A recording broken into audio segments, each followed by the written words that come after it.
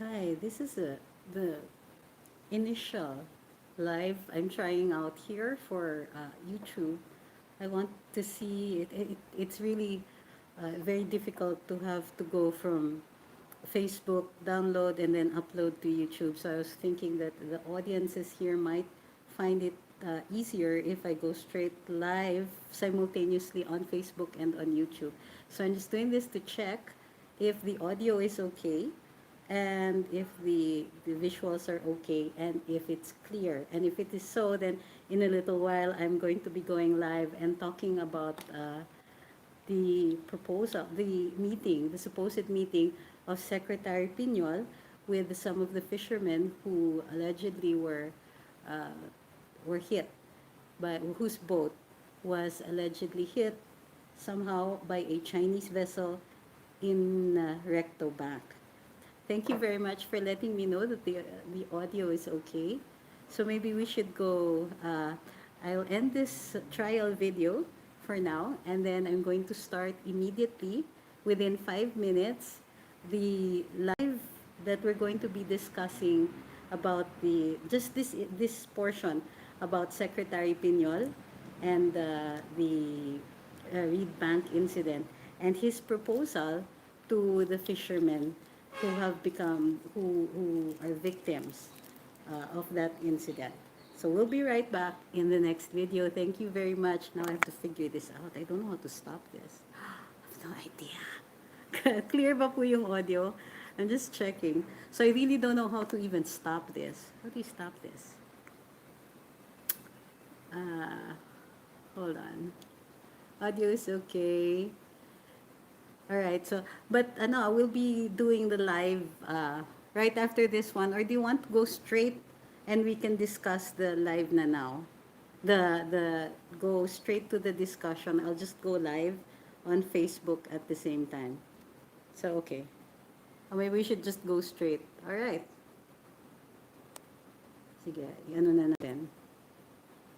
Isabay na natin. Ready and very clear. All right, thank you. We're going live. Okay, we're now going to be going live also on Facebook. There you go. All right. Okay, sorry about that. Magandang hapon. Ako po si Trixie Cruz-Angeles for Luminous dito sa Facebook and sa YouTube. Magandang hapon. Nangako ako na magdi-discuss tayo. I-discuss natin ngayong araw na ito ay yung hindi pagkakaintindihan between yung mga fishermen na di mo na yung mga biktima dito sa Reed Bank incident with a Chinese vessel. Ayon dun sa Manila Bulletin, si Secretary Piñol pala at hindi po si Pangulo ang nag-imbita dun sa ating mga mangingisda na makipag-usap. Sabi ni Secretary Piñol sa isang press briefing today, yung kapitan daw ng FB Gemver was never invited to meet President Duterte at Malacanang. He said the fishermen asked him to relay to the president their emotional and ardent request to make representations with the Chinese government so that the captain, the crew, members of the Chinese vessel would be held accountable and criminally liable. Now, sasabihin na lang natin dito, we can discuss this, yung hinihingi ng ating mga Chinese fishermen, yung ating mga Filipino fishermen dito sa bumangga or how do you call it? Maybe bundol would be the correct word, no? Tungkol dito sa Reed Bank. Okay, so ang sinasabi nag-apologize din po si Mr. Insigne, yung kapitan ng Gemver, at sinabi, nag-apologize sa ating Pangulo at sinabi, akala ko po kayo yung humingi ng meeting. Well, I'm not sure what the apology is for, kasi nga, maybe it's because he felt that he came across as rude, and I think that's, to be fair to Mr. Insigne, then that's it. I guess it's his way of smoothening things out. Kasi nga, medyo parang lumalala yung sitwasyon dahil gumugulo yung kwento dito. Okay, So, ang proposal na ang gusto daw ayon sa Manila Bulletin ay na ang gusto daw nitong ating mga mangingisda ay maging accountable yung barko. Okay? At saka yung yung crew, yung kapitan at yung crew, and to be held criminally liable at saka to also be held accountable, meaning I assume na ang hinahanap nila dito ay compensation. Okay. Mm, right now, the way things stand, ang official line ng Pangulo is that it is under investigation. Kapag lumabas sa investigasyon na may kasalanan talaga ang Chinese vessel, then they're due for compensation. Ngayon, what do we mean na may kasalanan? Halimbawa, because of their negligence or lack of care, or even if it was an accident, but an accident that they could have prevented had they not been moving too fast, or if they had observed standard care, then hindi dapat ito nangyari, then may compensation due to the fishermen. It's only fair. Okay? So, merong mga international rules about that, about compensation. Ang problema dito sa hinihingi nila ay yung criminal liability. Kasi hindi po nangyari ito sa territorial jurisdiction ng, ng, no, I am not this part. Okay? And that's the end of that. Not going to discuss it again because I'm not allowed. Alright, next. Ang hinihingi po ng ating mga fishermen ay criminal liability. So, may problema tayo dito dahil nga ang nangyaring insidente ay hindi po within the territorial jurisdiction of the Philippines.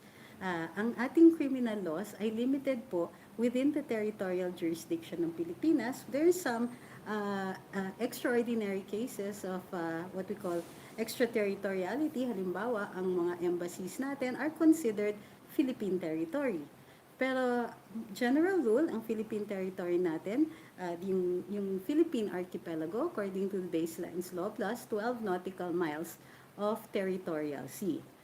Kung nangyari po within the territorial sea, then there's no problem.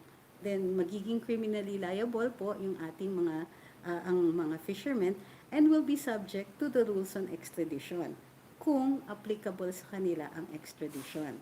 Ngayon, kung hindi po, then if this happened within the EEZ, our EEZ, then iba po yung mag-a-apply na rules. It will still be international navigation rules or yung international regulations on collisions for preventing collisions at sea. And usually, itong ating mga international treaties, mga treaties at saka conventions are civil in nature, meaning wala pong kulong. The only exception being the International Criminal Court. Okay? Bakit inuulit mo, Ronald, yung sinabi kong 12 nautical miles? Okay. Sinabi ko nga yan, the archipelago, based on our baselines law, plus 12 nautical miles of territorial water. Okay? Sabi ni Ami Mescalyado, wag daw akong inisin.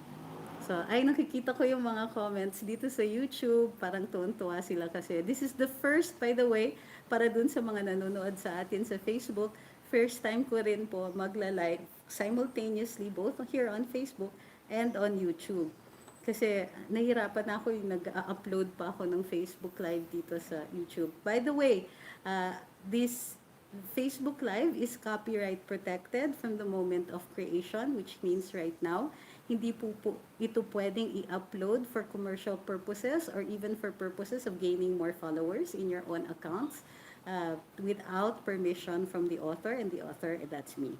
Okay? So, dun sa mga nagtatanong about my character, if you don't want to watch the video, again, it is a free world. Thank you very much for your patronage. Thank you very much for being here. Now, let's start again. Can the fisherman ask for criminal liability? I think not, unless nangyari ito within the territorial waters of the Philippines. If it did not, then we can actually file the appropriate cases. Ngayon, doon sa civil liability, all treaties are civil in nature. And the good thing is that there are rules governing international navigation, including rules on salvage and including rules dun sa compensation when there are collisions at sea. So, pwede po nilang hingin yun.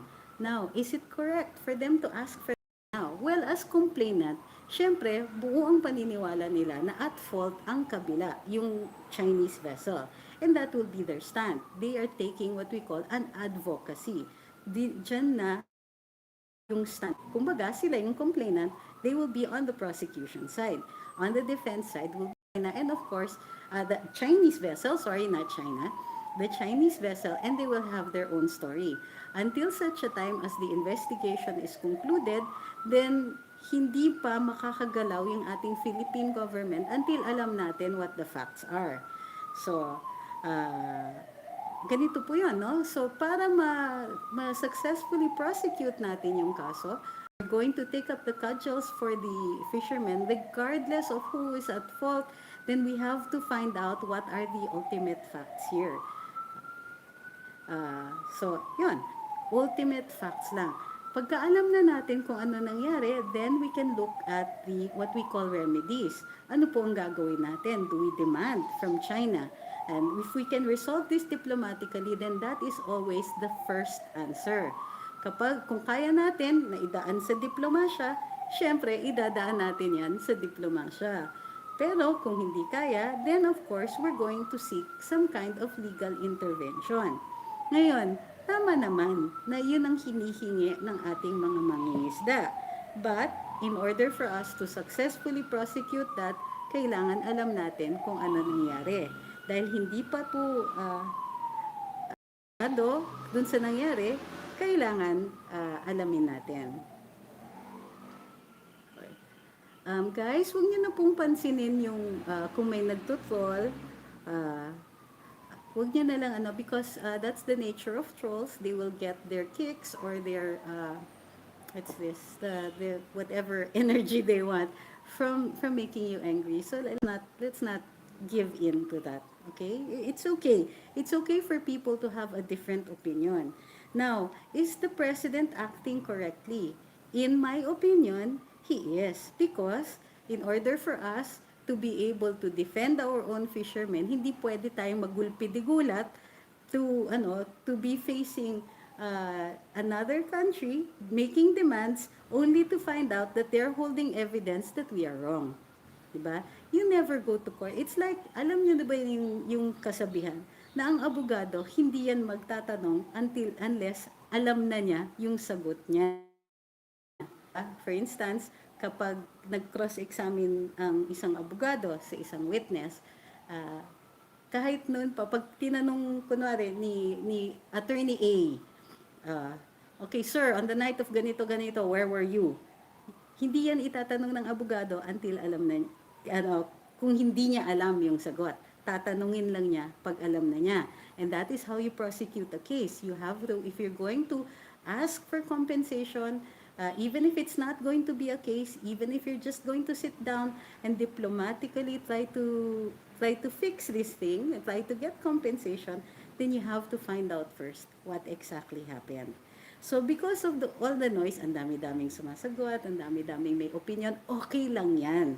Pero, yung pagka meron ng yung mga calls na nag-agitate for aggressive acts, that's when we have to stop.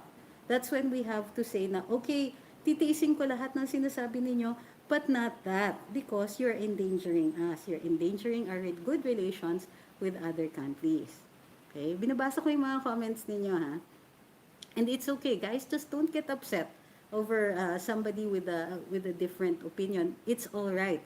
Kung nanggugulo siya, magugulo lang tayo kung papayag tayo. So we can all just ignore the people who don't really want a good discussion. So, when it comes down to it, diba, right now, the facts that we have are that the Gemver met an accident. So, hindi natin alam kung ano yung nature pa ng accident, whether it was how it was caused by the other ship. Was it ram? Was it a cable? Sumabit ba dun sa kable? Was it something else? Was there something wrong with the Gemver that caused it to be easily how do you call this? To be easily sunk, diba? did it actually sink? Etc. Ang dami pa po natin mga tanong dito. Dahil hindi pa nga natin nakukuha yung tunay na, yung ultimate na mga sagot dito, hindi pa rin napapagtagpi-tagpi ang buong kwento dito because some of the fishermen are not even sure. Kasi nga, aminado sila that at the time that of the accident, at the time of the incident, karamihan po sa kanila ay tulog. Okay? And then, even that, tulog ba talaga sila o hindi, hindi rin natin alam. Pero, uh, that's what we're going to do. Okay, guys, I'm sure you're really upset and you're asking me to block somebody. Let me see if I can do that here. Okay. All right. All right na? Okay, we've taken care of the troll. That's enough na. Right? So, what we're going to do is, what we need to do is to monitor itong investigation. Ngayon, okay lang yung marami tayo may haka-haka, nag-iisip tayo, dinidiscuss natin, even sa karambola, dinidiscuss natin, but in the end, we will still have to rely on the official reports, yung official findings ng mga itatala ng ating Pangulo para malaman kung ano ang nangyari dito. Ngayon, ito sabi ni Lito Rimando, the Yellows are riding this issue to lessen the news about Bicoy, style ng LP's bulok. Well, yeah, there's that. There's always that, di ba? And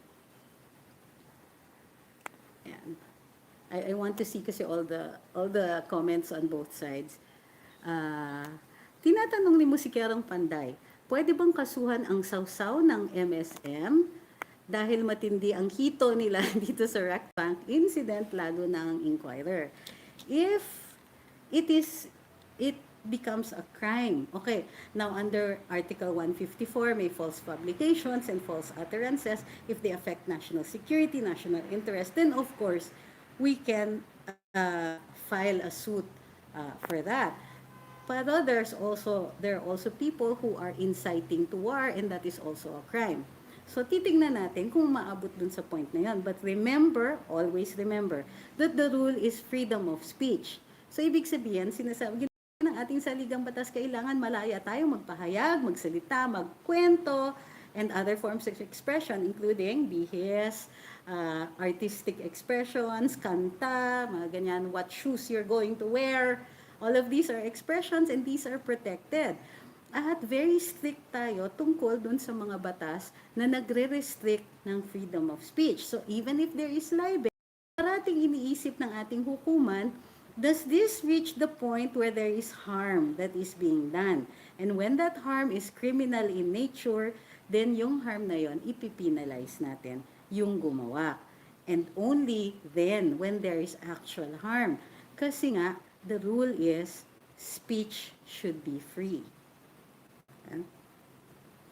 Sabi ni Florence Suba, gustong makipagyera sa China pero ayaw sa IRPC. Saan sila kukuha ng mga sundalo sa mga naglalaro ng Dota at ML?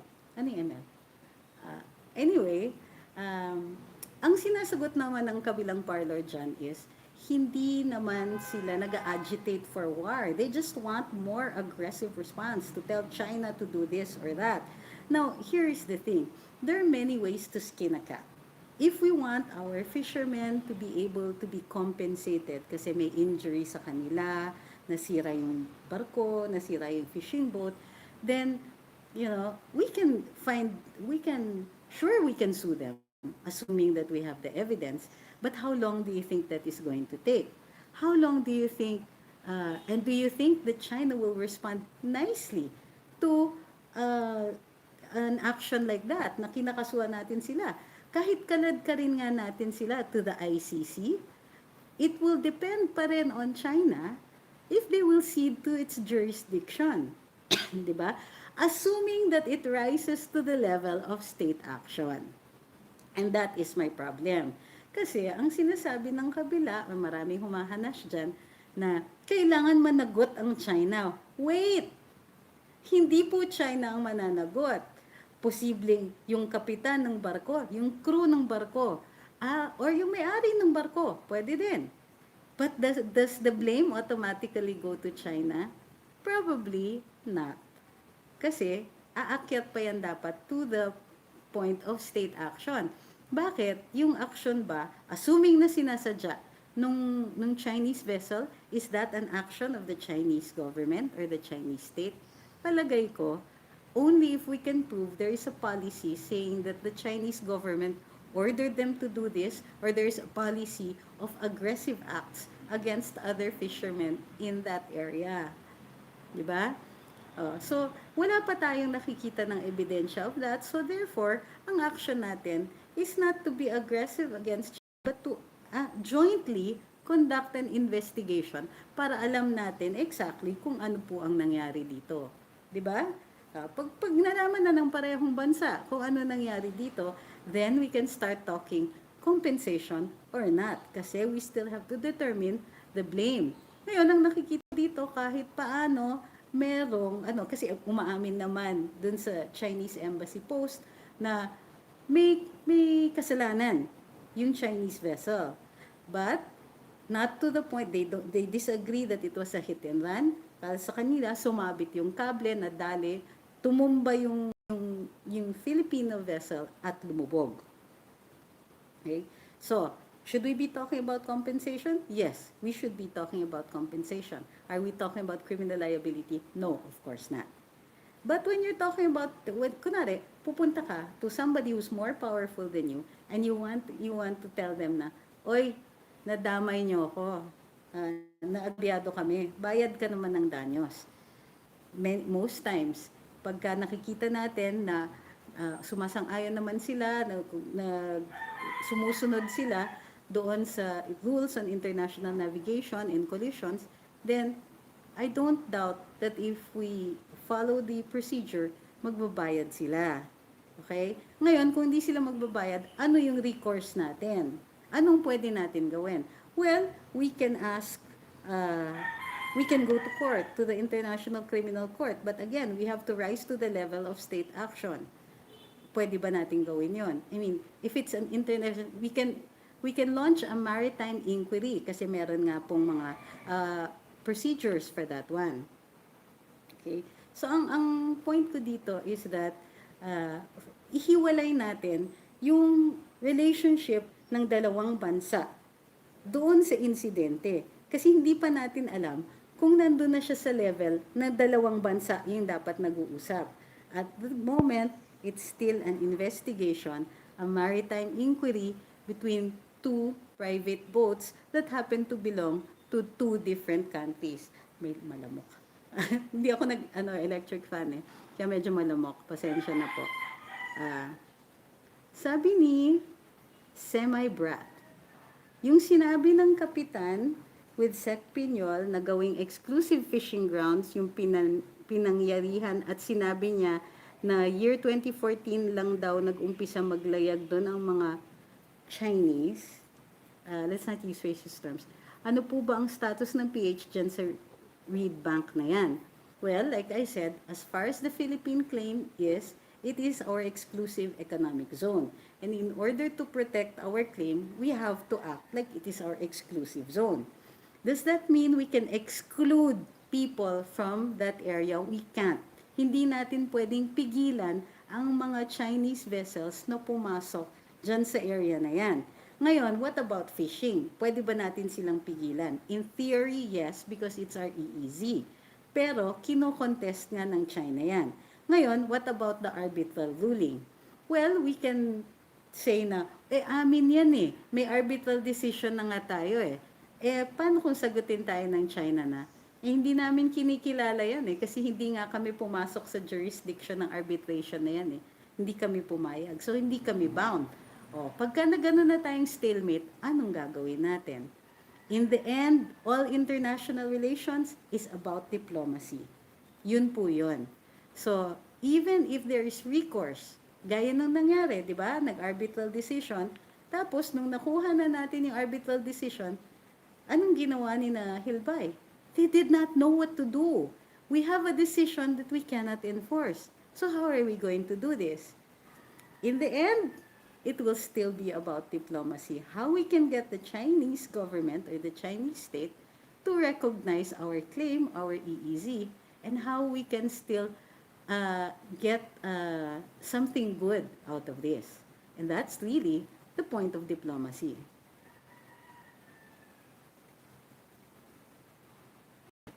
So, nahanap ko yung sa YouTube na comments.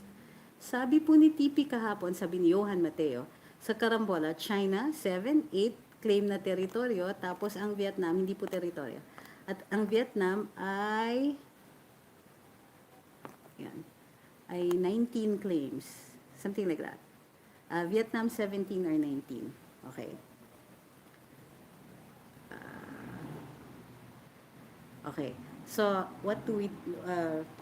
yes, that is true. So, ang point kasi ni TP, and I agree with him, is that we are so aggressive about the Chinese incursions. Why are we not responding dun sa pagpapasok ng mga Vietnamese vessels sa ating EEZ? Okay.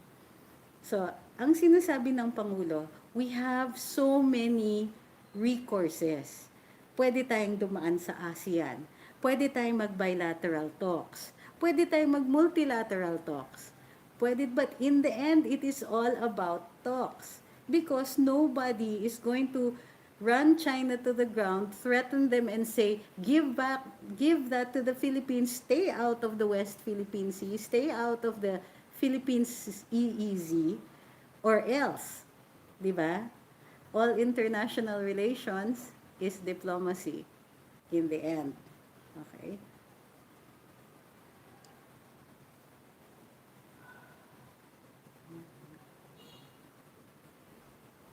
Sabi ni Jason, medyo not related, napapansin lang namin na tatakpan yung issue ni Bicoy because of the hit and run. Can we make sure na hindi matatakpan ng issue? Just exactly what do you want to happen? What do you mean wag matatakpan ng issue? Memory is fickle and our attentions are fickle. So, what do you want? You want to stop people from making pansin this new issue? I don't think we can do that. Diba? It's really the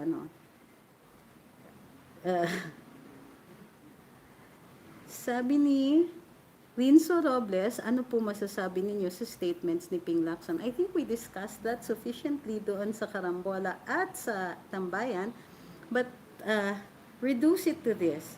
I would prefer to evaluate statements based on what the findings of the investigation are going to be. Diba? Tama naman po sinasabi nyo, sabi ni Amy Powell, madali naman unawain. In the end, diplomacy lang po talaga. Hay, ginagawa pa kasing komplikado. And I'm not saying this out of a sense of defeatism.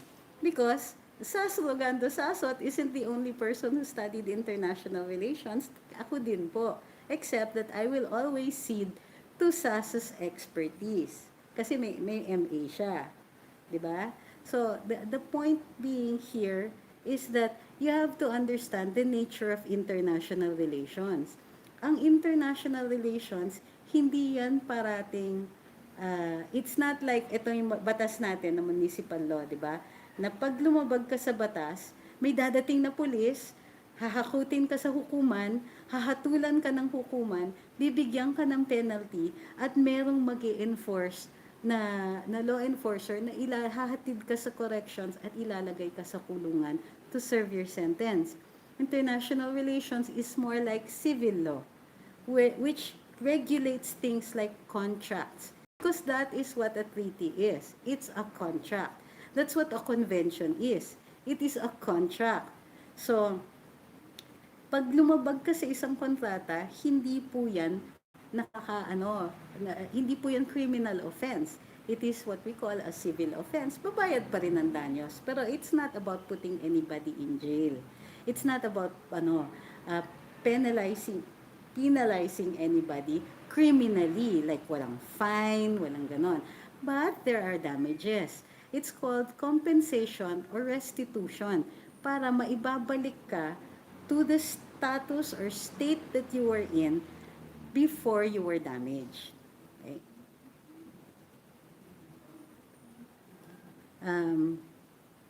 Sabi ni Dwayne. Hi Dwayne. Puros init ng ulo kasi inuuna. Gusto ng yellows, ang giyera agad as if kaya natin makipagsabayan. Yeah, pero I don't think that they keep saying na hindi naman namin gusto ng giyera, but they're not also saying what it is they want. They want more aggressive action, but how are you going to get that aggressive action? Aren't we still going to have to talk to them? What are we going to tell China? Pay up. Paano kung sabihin ng China, okay, uh, you know, or what? Diba? Pay up or what? What are you going to do to me if I don't pay up? What are we going to do to them if they don't pay up? Anong recourse natin? 'Di ba? Yun yung sinasabi ng Pangulo. Hindi naman sa parating tungkol sa giyera ito. Pero ito ay tungkol sa how we're going to get what we want. 'Di ba? And there are very many ways to get what we want. It's not always by threatening. So ano yung sabi nila? You catch more flies with honey than with a stick. 'Di ba? So, sabi ni Jason Lapay, bakit po ay makipag-usap ng captain kay President Duterte? Ano daw po yung dahilan? Wala naman po. Ang sinasabi niya, may trauma pa daw. Yun ang ayon sa asawa niya. But it turns out na mali po yun. May mga nagpasabi ng mga mangingisda kay Secretary Piñol na yun nga, matulungan sila para makahingi ng danyos at saka mapakulong or criminally liable yung Chinese na barko. So, take note na even dito sa sinasabi ni Sec Piñol, walang sinasabi po yung ating mga fishermen to hold China accountable. They're not raising it to the level of state action. They're saying yung kabilang barko na damage nila kami, kailangan ma-compensate sila. So, even then, we still need an investigation kasi we have to determine kung just exactly how much compensation they should be getting, from whom, and how are we going to do it. Diba?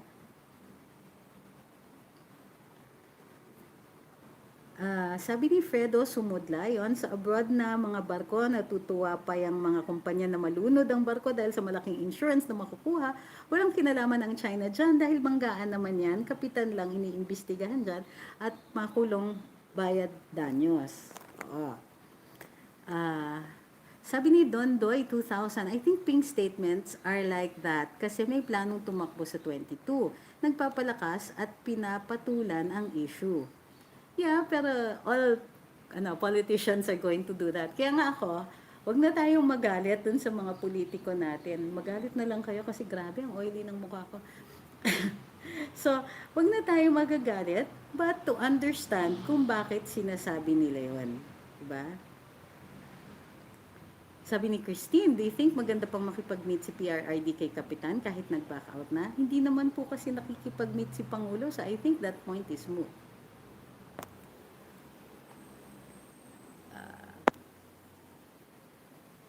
Sabi ni Tino Siocon, I don't believe may conspiracy sa nangyari. Madami lang talagang sumasakay sa issue. Pero paano po ba nasali or na-contact ang Navy at hindi ang Coast Guard? That's also another good point. Bakit nga? Well, I think that the Navy routinely patrols the area. Kasi jurisdiction ng Westcom yun, yung Western Command. Ang Western Command po ay naka-station sa Palawan. Sabi ni Armando Javier, sa nangyari sa mga fishermen, hindi pa tapos ang investigasyon. May hatol na... Oops. Sorry. Layo. Hindi ko pa makita. Ayun. May hatol na ang pagbabalita ng media at mga laban sa gobyerno ni Duterte, samantalang sa kaso ni Santillan, naghihiring na no-show sila. Okay lang yon pagdating sa preliminary investigation. Pag hindi nagdadating yung akusado, yung mga respondents, then the decision will be made without their counter affidavits or without hearing their side, and that would be perfectly legal, which means going to court. Diba? It's okay para sa akin. Ayaw magpapakita ng mga pulis? Fine. The decision of the prosecutor will be based on solely those that have been submitted by the complainant. Sabi ni RV De Lorente, dami kasing nagpapakaugado na hindi nag-aral ng batas. Well, para sa akin kasi, everybody is free to discuss. How else are we going to learn if we don't discuss and exchange ideas? Okay lang po yun. So, it's okay. It's okay, then, yun wala namang exclusive right ang mga abogado na mag-usap about even legal matters because law will affect everybody. Okay? Sabi ni sabi ni Headley Mrs. Sabi ni De Lima, the president committed treason dahil issue ng lead bank is incident. Si Madam, alam po ni Madam Laila, being a lawyer, that there is no treason if there is no war. So, she could probably say it is treasonous because she wants the president to be impeached. Kasi dapat yung kasalanan ng Pangulo rises to that level. But I really don't think so. Because what the president is saying is that there should be an investigation and we should get what the results of that investigation first.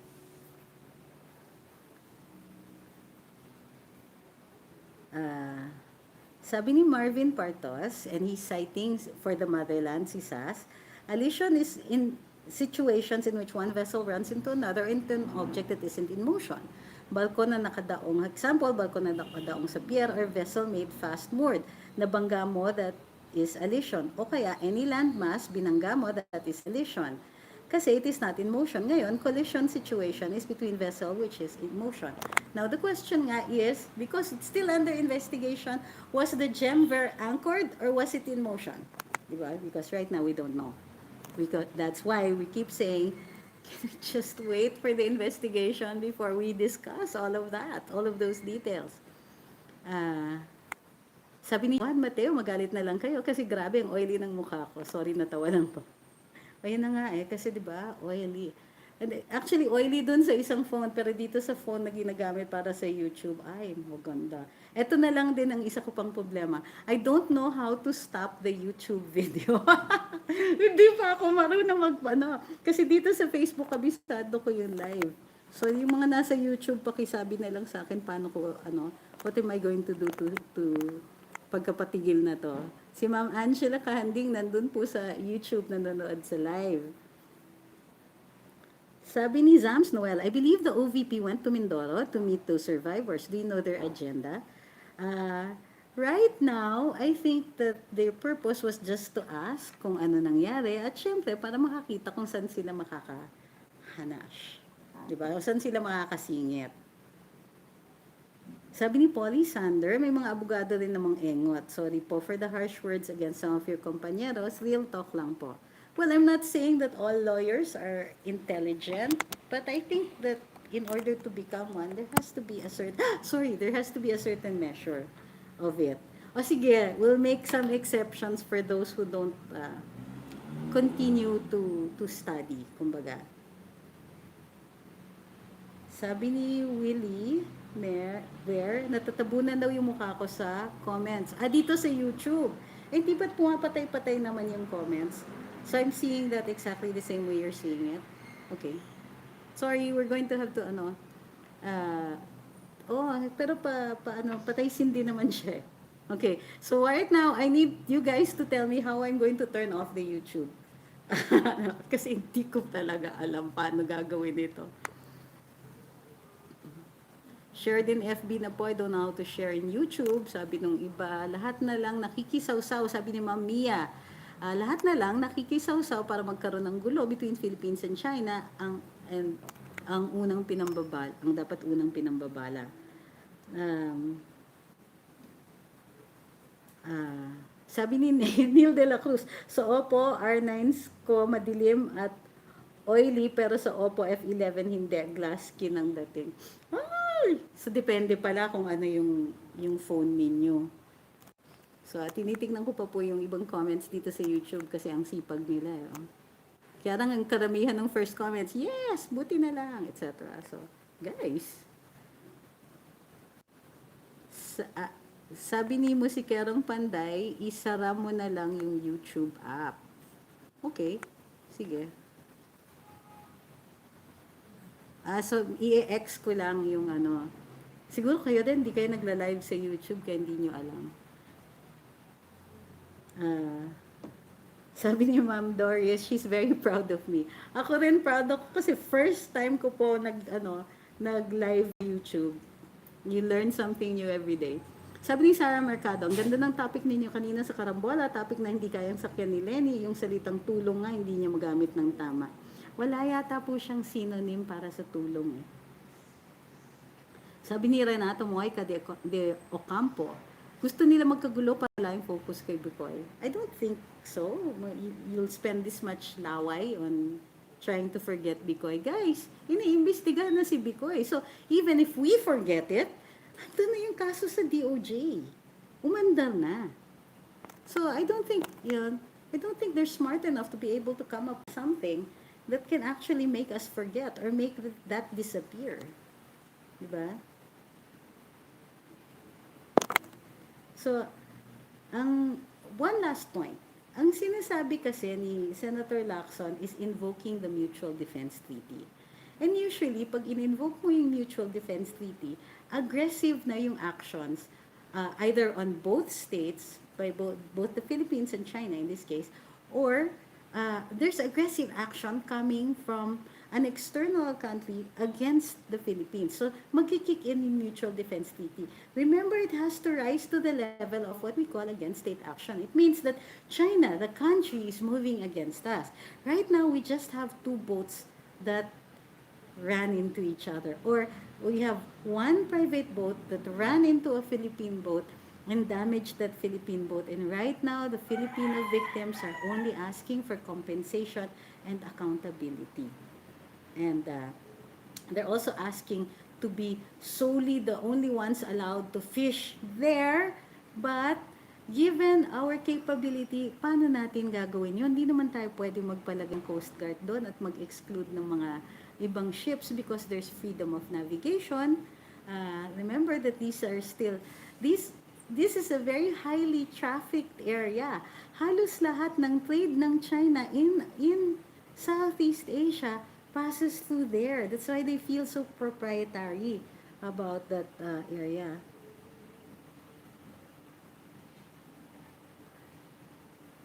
Sa, sa FB Live naman nagre-reklamo na. Ayan, okay na kayo. Dun sa FB, yung problema, hindi ko makita yung comments. Okay. Sabi ni Lydia Barrios, ba't isasara yung YouTube? Nandito pa kami. Ma'am, hindi ko naman isasara na nandiyan kayo. Huwag kayong mag-alala. Kasama ako naman. Sabi ni Rain Cloud, matalino si Lenny dahil hindi niya ipinanalo ang 8 diretso. Grabe! Para siya lang ang tatayo sa pagka-presidente sa 2022. Walang competition. You mean to say, dinali ni Ma'am Lenny si Cheljok, no? Aray! Sabi ni Willie Ware, okay na yan. Sabi ni Danilo Maligalig, yung kay Senator Lacson's idea ay pagbabasura ng lahat ng effort si PR dito tungkol sa China. Okay, so that's it. I think well, tama naman yung mga observations natin, but always remember that all of these observations right now are mere observations, hindi pa po sila nasa level ng ebidensya. Nag-iimbestiga pa po ang ating mga, well, at least I think na designate na kung sino mag-iimbestiga dito, and let's wait for the results of that. And whatever results, then we will have to treat them as official results and we will have to abide by them. What the actions are going to be will be dependent on ano yung findings dito. So, di ba ang gulo-gulo ng kwento? Merong nagsagwan sila, lumangoy sila, sinirescue sila ng Vietnam, nirescue sila ng other Philippine boats, hindi po maliwanag. So until that is established, then right now, okay lang, magchikahan tayo about this thing. Pero to rise to the level na gusto natin yanigin ang China, hindi pa po tayo umaabot dun sa point na yon. And maybe, as good citizens, we should tell people na hina-high blood na. Nakawawa naman yung mga fishermen natin. Wait, kinakausap ang mga fishermen. And oh, by the way, Secretary Piñol has offered to give them mga bangka so that they can continue with their livelihood. At lahat po ng assistance na available sa Department of Agriculture ay ino-offer po sa kanila even as we speak. So, hindi po magiging kawawa masyado yung ating mga fishermen kasi tinutulungan po sila ng ating gobyerno through the Department of Agriculture. So, yung mga nagagalit kasi they feel protective over our fishermen, naiintindihan po kayo, Pero right now, kinakausap naman po sila. So, let's not get upset. Baka ma-high blood pa kayo, baka maapektuhan pa yung kalusugan ninyo. Wait until the results of the investigation come out, and in the meantime, tinutulungan po sila or nag-offer po si Sec Money sa kanila ng tulong. Not just dito sa not just sa livelihood, pero dun din sa kinakausap din, if I'm not mistaken, yung may-ari ng bangka, yung may-ari ng Filipino vessel. Sabi ni Rosemary Fernandez, since napapakinggan kita, natutunan kong maging patient sa mga pangyayari at maging matalino sa pagpili ng mga naglalabasang impormasyon. Oo. Sabi si Ma'am Angela, bakit nagdi-defensive ka na wala ka kasi sa Facebook, nandun ka sa YouTube? Hala, may nagselos. Sabi ni Yuffie Colintello, iba kasi pag presidente ang nagsalita kaysa sa mga nagpo-provoke ng mga senador dyan. Agree naman ako dyan. Pero at the same time, I would like to be very patient also with Senator Lacson. Maybe he was not well advised, or maybe it's hypothetical on his part na don't you think that in theory dapat magkikin ng mutual defense treaty because ganito but I think that it's really hypothetical on his part. He was just taking it a step further. Hindi rin ako kaya yung mainis ng todo-todo kay Senator Lacson because hindi naman siya, there are other times naman that he does make sense, di ba? So, sabi ni Rex Bautista, lahat naman ang pwedeng batikusin ng dilaw, batikusin nila. Yun na nga lang nagagawa nila, dumiretso inidorong candidates kasi. Dito naman, nagreklamo naman sa YouTube. Halos kalahati lang daw ang nakikita na sa mukha ko sa YouTube. Kay Madam. Ma'am, yun na po yung pinakamababa ng stand ko eh. Yan na po, sagad na po. Maliit po kasi ako talaga. Diyos ko, ano pa yung aking height. Anong sinabi sabi ni Musikerong Panday, Mia, wag mo na akong regaluhan ng gitara going Japan, nakakahiya naman. Hoy, talaga, may mga ganon. Sabi ni Jason DG, what is the difference between China and the Canada situation? Alright, sinabi din ng ating Pangulo yan. Dun sa Canada, the facts were well established. There was no need for an investigation. And Canada admitted the problem. They admitted that they did send, from the start, inamin nila yon. So plus, matagal na yung garbage and there were sufficient time to establish what had happened.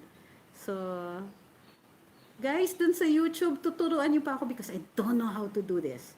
First time ko sa YouTube, remember. So, dito naman sa Reed Bank incident, hindi natin alam pa kung ano nangyayari. So, dun sa mga nagre-reklamo, nakalahati lang daw na mukha ko nakikita sa YouTube. Aralin ko pa to, first time ko pa sa YouTube. So, nawawalak mo kuti-kutitap naman yung yung mga comments. Okay. Sabi ni si June Sabadisto is saying, I'm not saying to overlook the past, but rather to give this incident more attention since it's timely and may have direct consequences on our future. Binibigyan naman po ng pansin. Masyado lang maraming bumatikos at siguro like Senator Lacson was saying, nasaktan dun sa sinasabi ni Pangulo na it's just a maritime incident. What he's saying is kasi iba-iba po yung levels ng maritime incidents natin. There is the level of the Titanic. There's the level of 2 large ocean liners with hundreds of people on board. So, iba-iba po yan. So, right now, the first thing that you're going to look at is may namatay ba? Wala pong namatay. What is the damage here? Is it environmental? Is it an oil spill that's going to affect future generations? Wala naman po. So, dito, the fishermen ended up in the water. Meron po ba sa kanila na permanently disabled? Wala naman po. Most of them were rescued and are now in good condition. So, given these ones are well-established facts, di ba? So, given na ganito na nga, then we now treat it as a maritime incident and not one that is, at the level of the 2 Titanics running into each other. Hindi po dapat masaktan ang mga tao that the President said this is just a maritime incident because the term maritime incident has a very specific connotation. Meron pong particular na investigative body na nakalaan dyan. It has its own rules of evidence and its own system. Meaning, again, it doesn't rise to the level of state action. Okay? Two states, of two states going up against each other. These are two boats that had that were in an accident. Sabi ni Nelia, okay naman sa FB, gusto lang nila ma-memorize yung kilay at pilikmatan nyo, kaya gusto makita ng buo. Totoo ba yun? Ay, sobra na. Okay. So, are there other questions? Ano yung questions naman? Sabi ni Arman Gavino, President Duterte said, China's side should be heard on the collision that resulted in the Philippine vessel carrying 22 fishermen sinking in disputed waters on June 9. The crew were rescued by a Vietnamese fishing boat and a Philippine Navy ship. It is best investigated. I don't issue a statement now because there's no investigation and no result. The only thing we can do is wait and give the other party the right to be heard. Okay, so, di ba? Hindi ba tama naman yan? Sabi ni Ma'am Adelia Sanglitan, ang galing po ng mga drama series nila. Ano po, may pattern sa mga lead roles, Jonel. Sino kaya sunod? Parang may fetish sila for that name.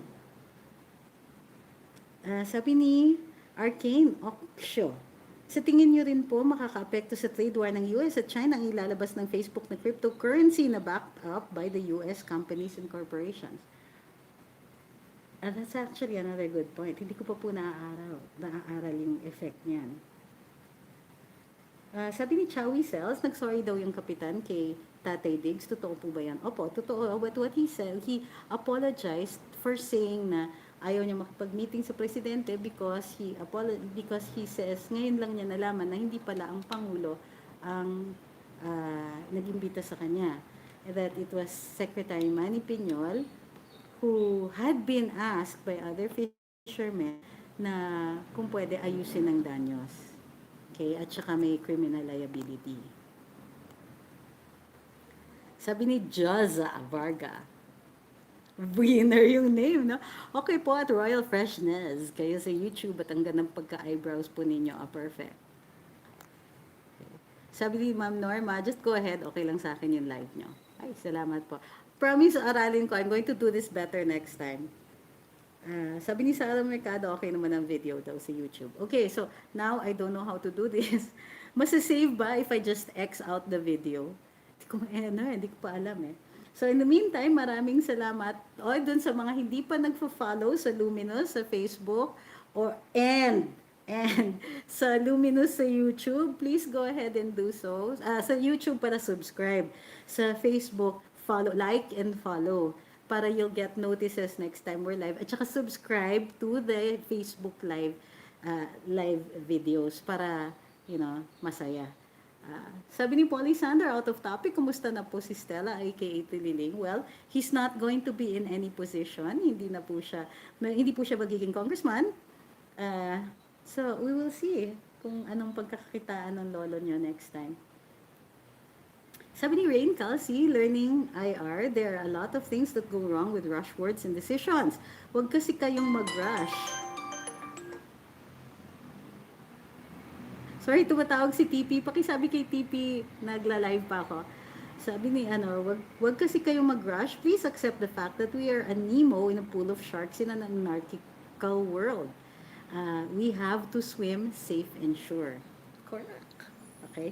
And that's sound advice. Also, let's wait for an investigation. Wala namang mangyayari sa ating masama if we find out the facts first. As a matter of fact, kung sakaling we're going to resort to legal action, then mas malakas yung action natin kung alam natin kung ano yung gagawin natin given the evidence that we have at hand.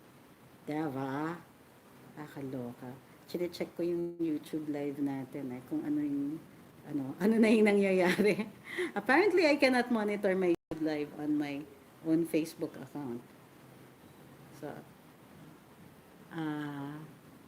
sabi ni Michael, noon lang daw ang nakikita niya Paano ba? Dun sa monitor ko naman, kita naman ang buo. Anong problema natin dito? Oo, sabi ni Dondoy, mag-live daw po uli ako sa YouTube. Don't worry, magla-live po ako uli sa YouTube. I just need to get the hang of this. Hindi ko talaga alam paano. At saka paano gagawin yung dun sa so that I can see the live chat dito. Sabi ni Mama na, Faye TP, huwag kang istorbo. Patapos na tayo, guys. Okay, recap po natin. Masyado daw malapit sa camera ang mukha ko. Kasi hindi ko kayo mababasa. I am nearsighted, guys. Kung ilalayo ko yung camera, sorry guys sa Facebook kung ilalayo ko kasi yung camera, then hindi ko mababasa yung inyong yung inyong mga komento. So, ayan. Ayan, happy na kayo. Okay. Sabi ni Jose Lauro, maganda daw na simultaneous. Sabi ni Michael Demulia, okay na daw. Okay, fine.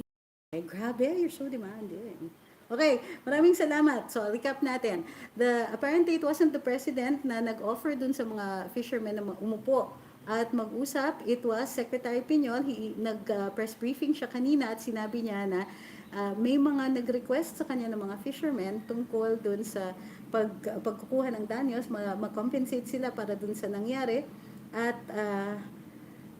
maging criminally liable yung mga nakadali sa kanila sa dagat and maging exclusive na fishing grounds for Filipinos yung area na yon, yung Recto Bank. Ito yung problema, yun na nga. We still have to figure out how we're going to do this, because there's no right to exclude under the UNCLOS when it comes to our EEZ. Okay? In the meantime, sabi ni Secretary Piñol, tumutulong naman sila dito sa ating mga fishermen at nag-provide ng mga bangka and other assistance that are available through the Department of Agriculture. So, nagre-respond din naman po yung ating gobyerno. Huwag po kayong magagalit sa ating Pangulo kasi meron naman po nangyayari. Courtesy of Secretary Manny Piñol. Okay? Maraming salamat. Sabi ni Ma'am Eden, patapos na din pahabol lang yung ayos ng camera. Actually, nagkaroon lang tayo ng oras na mag-ayos ng camera kasi hindi na masyadong urgent yung mga tanong. Sabi ni Ma'am Amy, i-drag lang daw sa right side ang comments para makita ng buo ako.